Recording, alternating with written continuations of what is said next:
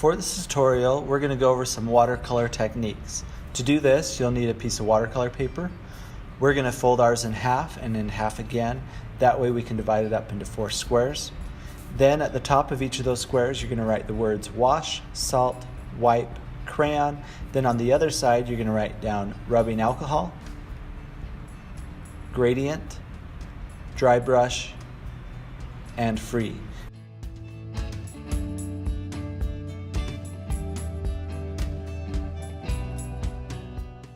And then you're going to paint up and down, left to right. Make sure you're not pushing the paintbrush super hard into the paper. That's not necessary, just you want to use the bristles of the brush. For the wash, you want to start off with just solid water. After you cover the area with water, you're going to use a little bit of the pigment or paint from your palette to add to that water, and it should mix nice and even. The goal of a wash is to keep all the paints nice and even across the board. That's why you go up and down, left to right, to create that effect. On the salt technique, you're going to do the same thing as a wash, but then immediately or soon after it's finished, you're going to use a teeny bit of salt, just a little pinch will do, and then sprinkle that over the top. You don't want too much salt on there. And then that salt, what it's going to do is it's going to react to the paint. So wherever there's water and paint, the salt is going to absorb that water. And wherever the salt lands, it's going to be lighter. So I sped it up for you. You don't have to sit and wait for your salt technique to dry. You can move on to another area, but I sped it up just because it's kind of cool.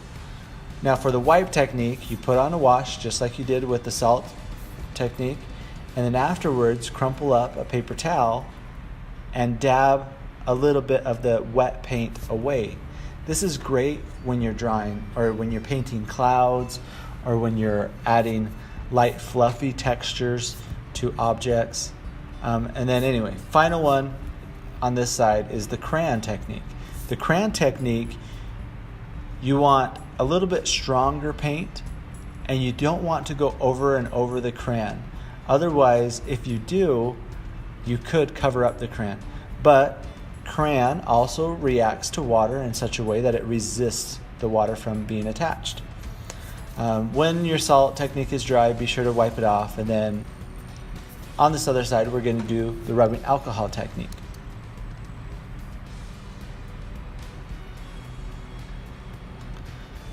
The rubbing alcohol technique is great for creating like craters or things that look like mold. What you do is you do a wash, then you dip your finger in the rubbing alcohol, and you can use Q-tips. We have some Q-tips.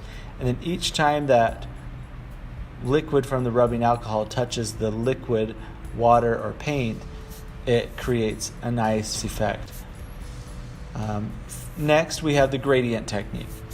Now, I do it where I start off with mostly water and I do a wash basically as light as I can, and then afterwards I dip it in the palette where I have water mixed in with it.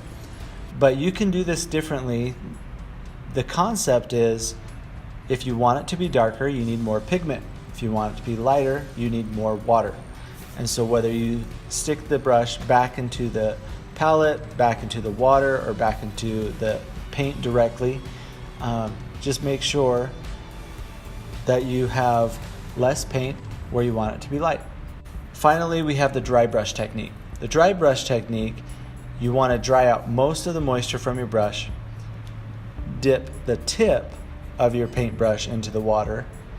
Afterwards, take that from the water to the paint directly, and this is going to create a nice, strong color paint. This is great for like details or like silhouettes, things where you want them to stand out really well.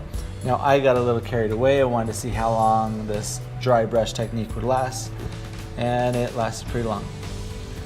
Finally, in the free spot, you can choose whatever technique you either struggled with or want to redo or had fun with, and do that one again.